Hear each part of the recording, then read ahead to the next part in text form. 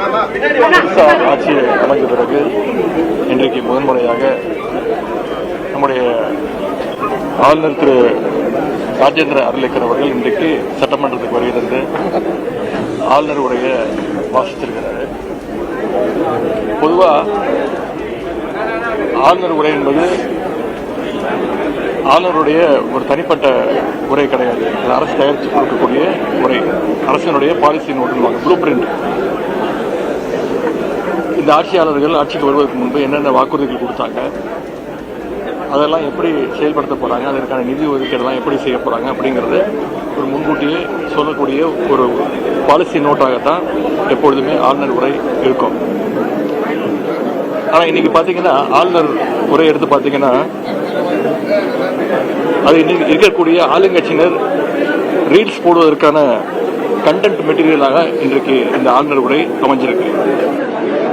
அந்த அளவுக்கு முதலமைச்சர் அவர்கள் தன்னை பற்றியும் தன்னுடைய கட்சியை பற்றியும் ஒரு தம்பட்டம் அடித்துக் கொள்ளக்கூடிய ஒரு சுயபுராணம் பாடிக்கொள்ளக்கூடிய ஒரு உரையாகத்தான் இன்றைக்கு இந்த ஆளுநர் உரை அமைஞ்சிருக்கு. இன்னும் நீங்க குறிப்பிட்டு பார்த்திருப்பீங்க, கடந்த 5 வருடங்களாக திராவிட முன்னேற்ற கழக அரசு போது, திராவிட மாடல் அரசு போது எங்களுடைய முதலமைச்சர், எங்களுடைய அரசு தயாரித்து கொடுக்கக்கூடிய எந்த உரையும் ஆளுநர் முழுசா படிச்சதே கிடையாது. அதுல பல திருத்தங்களை ஆளுநர் செய்வார். ஆனா இந்த முறை பாத்தீங்கன்னா ஆளுநர் அவர்கள் இந்த அரசு என்ன தயாரித்து கொடுத்திருக்கிறதோ அதை அப்படியே ஒரு வரி மாற்றாமல், ஒரு எழுத்து மாற்றாமல் அப்படியே வாசிச்சிருக்கிறாரு. இதுல இருந்தே இந்த அரசுக்கும் ஆளுங்கட்சிக்கும் பாஜகவுக்கும் ஒரு இணக்கமான ஒரு சூழ்நிலை, ஒரு கனெக்ஷன் ஏற்பட்டு விட்டதோ அப்படிங்கிற எண்ணம் அனைவருக்குமே ஏற்பட்டிருக்கு. அவங்களுடைய சொந்த சுயபுராணத்தை எல்லாம் தவிர்த்துட்டு பாத்தீங்கன்னா ஒலிம்பிக் மையங்கள், திறன் பயிற்சி மையங்கள், 69% இடஒதுக்கீடு, இருமொழி கொள்கை, தேசிய கல்விக் கொள்கை 2020 எதிர்ப்பு, நிலுவையில் இருக்கக்கூடிய கல்வி நிதி கேட்டு கோரிக்கை, வறுமை இல்லா தமிழ்நாடு,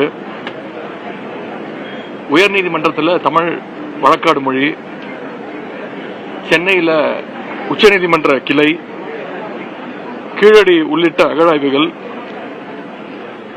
இந்தியாவிலேயே அதிகமாக நகர்மயமான மாநிலம் தமிழ்நாடு.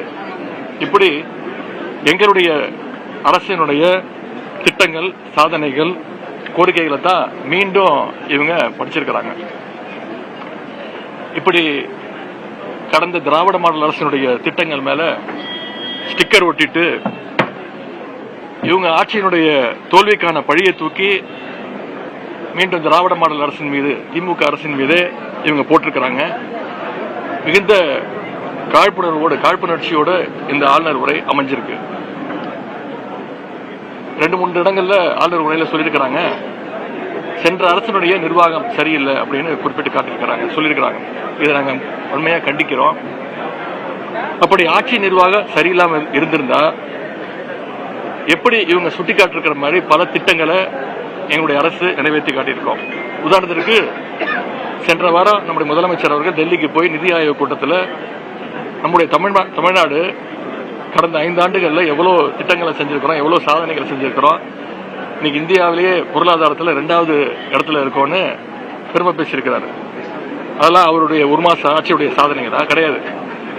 எங்களுடைய தலைவர், எங்க முன்னாள் முதலமைச்சர், எங்களுடைய தலைவர், எங்களுடைய திராவிட மாடல் அரசுடைய சாதனைகளை தான் போய் டெல்லியில போய் நம்முடைய முதலமைச்சர் அவர்கள் வாசிட்டு வந்திருக்கிறார். அந்த வகையில் மொத்த முரண்பாடுகளுடைய உருவமாகத்தான் இன்றைக்கு இந்த ஆளுநர் உரை அமைஞ்சிருக்கு. இந்த அரசு அமைஞ்சு 1 மாசத்துக்கு மேல ஆச்சு, 38 நாட்கள் ஆச்சு. இவங்களுக்குன்னு சொல்றதுக்கு சாதனைகள் எதுவுமே இல்லை. இவங்க சொல்றது, அறிவிக்கிறது எல்லாமே எங்களுடைய திராவிட மாடல் அரசினுடைய திட்டங்கள் தான், அதனுடைய நீட்சி தான். இந்த அரசு வெறும் ஒரு காப்பி பேஸ்ட் அரசாக, ஸ்டிக்கர் அரசாகத்தான் செயல்பட்டு கொண்டு இருக்கிறது. ஆட்சிக்கு வருவதற்கு முன்பு தேர்தல் வாக்குறுதியில பல்வேறு திட்டங்களை இவங்க சொல்லியிருக்கிறாங்க. அந்த திட்டங்களை எல்லாம் எப்படி நிறைவேற்ற போறாங்கன்னு ஒரு ப்ளூ பிரிண்டாக, ஒரு முன்னோட்டமாக, ஒரு ட்ரெய்லராகத்தான் இன்னைக்கு இந்த உரை இருக்கும்னு நாங்க நினைச்சோம். மக்களும் அதை எதிர்பார்த்தாங்க. ஆனா இவங்களுடைய அறிவிப்புகளை எப்படி நிறைவேற்ற போறாங்கன்னு, எதிர்காலத்துல ஒவ்வொரு திட்டத்தையும் எந்த காலத்தில் நிறைவேற்ற போறாங்கன்னு இந்த ஆளுநர் உரையில இடம்பெறும்னு நாங்கெல்லாம் நினைச்சோம். மிகுந்த ஏமாற்றம் அளிக்கின்றது. சொன்ன வாக்குறுதிகள் இருந்து எப்படியெல்லாம் என்ன காரணம்லாம் சொல்லி எஸ்கேப் ஆயிடலாம் அப்படிங்கிறதுக்காக நேற்று முன்தினம் அதற்கு ஒரு முன்னோட்டமாக ஒரு வெள்ளை அறிக்கைன்னு சொல்லி ஒரு வெற்று அறிக்கையை நேற்று முன்தினம் வெளியிட்டாங்க. அதை பற்றி நேற்று எங்களுடைய சட்டமன்ற உறுப்பினர் முன்னாள் நிதியமைச்சர் திரு தங்கம் தென்னரசு அவர்கள் ஒவ்வொருத்துக்கும் சரியான பதிலடியை கொடுத்திருக்கிறார். அதற்கு எந்த கேள்விகளும் கேட்டிருக்கிறார். அதற்கு எந்த பதிலும் இதுவரைக்கும் இல்லை. இப்படி மின்வெட்டு, விவசாயிகள் போராட்டம், இது எல்லாத்துக்கும் மேல சட்டம் ஒழுங்கு இன்னைக்கு எந்த அளவுக்கு மோசமா இருக்குன்னு நான் உங்களுக்கு சொல்ல வேண்டிய அவசியம் இல்லை. நீங்க ஒவ்வொரு நாளும் தொலைக்காட்சிகள் நீங்களே ஒளிபரப்பிட்டு இருக்கீங்க. ஒரு சின்ன புள்ளி விவரத்தை இங்க சொல்ல விரும்புறேன்.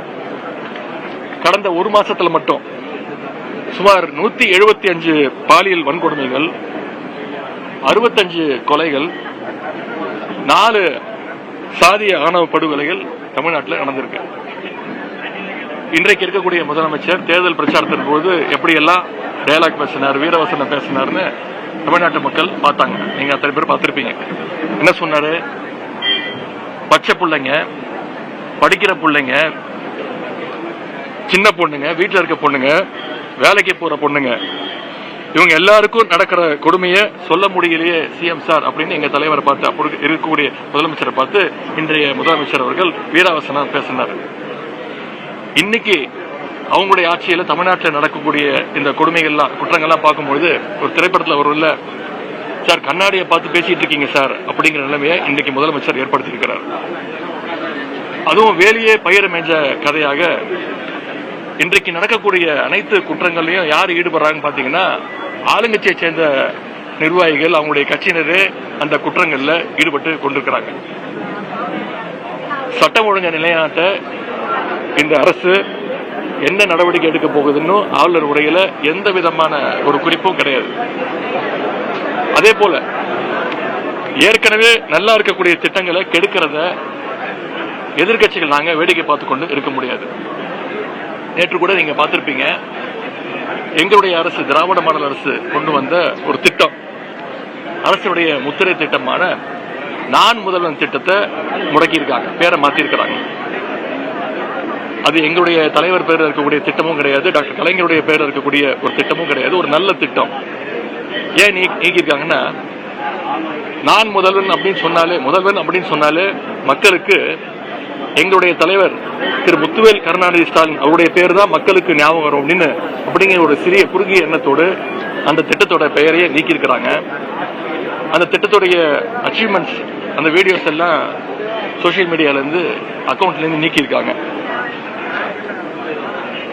தமிழ்நாட்டில் இன்னைக்கு ஒவ்வொரு நாளும் பல்வேறு பிரச்சனைகள். ஆனா எத்தனை பிரச்சனை நடந்துட்டு இருந்தாலும் இன்னைக்கு முதலமைச்சர் கோட் சூட் போட்டிருக்கிறாரு, இன்னைக்கு முதலமைச்சர் வேட்டி சட்டை கட்டியிருக்கிறாரு, இன்னைக்கு முதலமைச்சர் டிஃபன் பாக்ஸ்ல லஞ்ச் எடுத்து சாப்பிடுறாரு, கோட்டையிலேயே சாப்பிடுறாரு, அவர் வாயில அவரே வச்சு சாப்பிடுறாரு அப்படின்னு அவங்க கட்சியுடைய வர்ச்சுவல் அபியூசர்ஸ் எல்லாம் இப்படிப்பட்ட கண்டென்ட் எல்லாம் ட்ரோல் பண்ணிட்டு இருக்காங்க, ட்ரெண்ட் பண்ணிட்டு இருக்காங்க.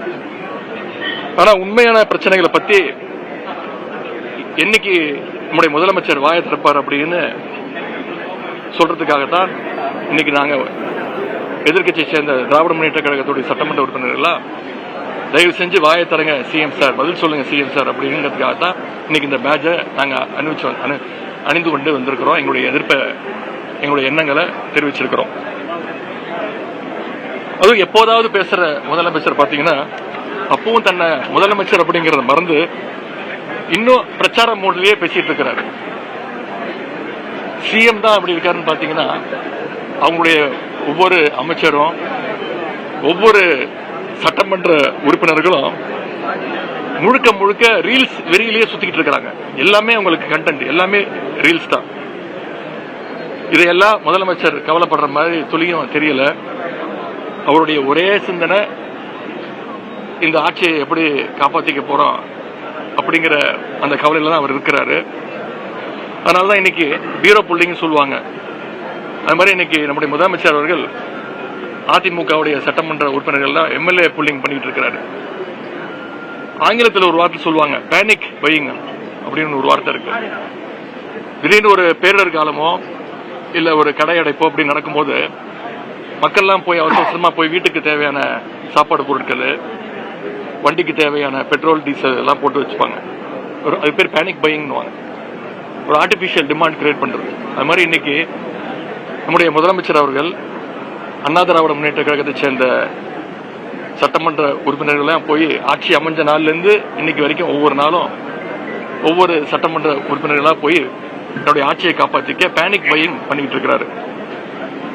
மாற்றம் மாற்றம் அப்படின்னு சொல்லிட்டு இன்னைக்கு இந்த ஆட்சிக்கு வந்தாங்க. ஆனா இன்னைக்கு பொதுமக்கள் நம்ம சொல்றாங்க, இது மாற்றம் மாற்றம் இல்ல, மாட்டிக்கிட்டோம், நாம எல்லாம் சேர்ந்து இவங்க கிட்ட மாட்டிக்கிட்டோம் அப்படின்னு புலம்பு வச்சிருக்கிறது இன்றைக்கு இந்த அமைஞ்சிருக்கக்கூடிய அந்த அரசு. எனவே தமிழ்நாட்டுடைய வளர்ச்சிக்கும் தமிழ்நாட்டில் இருக்கக்கூடிய குழந்தைகள், பெண்கள், விவசாயிகள்னு யாருடைய பாதுகாப்புக்கும் எந்த ஒரு வலிமையான திட்டங்களும் புதிய ஆளுநர் உரையில நிச்சயம் இல்லை. அதனால கடந்த ஆட்சி மேல காழ்ப்புணர்வை மட்டுமே வெளிப்படுத்துகின்ற இந்த ஆளுநர் உரையை நாங்கள் வன்மையாக கண்டிக்கின்றோம். ஆளுநர் உரையை முழுமையா வாசிச்சு போயிருக்காரு, திமுக பாதியிலே கிளம்பி போயிடுவாங்க. எப்படி பாக்குறீங்க இந்த நிகழ்வு? ஏற்கனவே சொன்ன மாதிரி அதுதான், கடந்த 5 வருஷத்தை ஒரு முறை கூட ஆளுநர் அவர்கள் திமுக கொடுத்திருக்கக்கூடிய அரசு கொடுத்திருக்கக்கூடிய உரையை முழுசா படிச்சதே கிடையாது. மாற்றம் பண்ணுவாரு. ஆனா மாற்றம் பண்ணும்போது என்னுடைய முதலமைச்சர் அப்போது முதலமைச்சர் எதிர்ப்பு தெரிவிச்சிருக்கிறோம். ஆனா இந்த முறை பாத்தீங்கன்னா ரொம்ப அபூர்வமாக முழு உரையை ஒரு வார்த்தை, ஒரு கமா, ஒரு ஃபுல் ஸ்டாப் கூட எடுக்காம வாசிக்கும் போது உங்களுக்கு தெரியும் நம்முடைய ஆட்சியாளர்களுக்கும் தமிழக வெற்றி கழகத்திற்கும் பாஜகவுக்கும் ஒரு பெரிய அண்டர்ஸ்டாண்டிங் வந்துருச்சோ அப்படிங்கிற சந்தேகம் எங்களுக்கு வந்துருக்கு.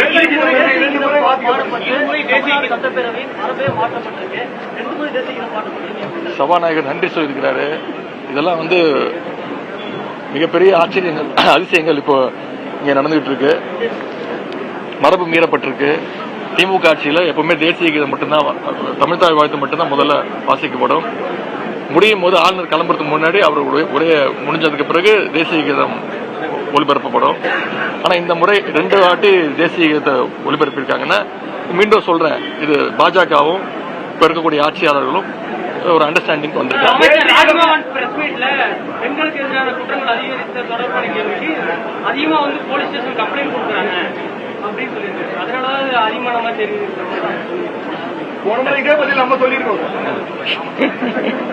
அப்புறம் எதுக்கு புதுசா ஒரு படையெல்லாம் அமைச்சாங்க?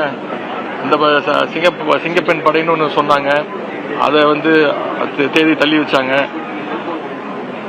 சரி, என்ன இருந்தாலும் இப்போ நீங்க தொலைக்காட்சிகள் மூலமா நீங்க ஒவ்வொரு நாளும் நீங்களே செய்தி ஒளிபரப்பிட்டு இருக்கீங்க. இந்த ஆட்சியில மக்களுக்கு, குறிப்பா பெண்களுக்கு, குழந்தைகளுக்கு பாதுகாப்பு இல்லை. அதை இந்த அரசு உறுதி செய்யணும் அப்படின்னு திராவிட முன்னேற்ற கழகத்தின் சார்பாக நான் கேட்டுக்கொள்கிறேன்.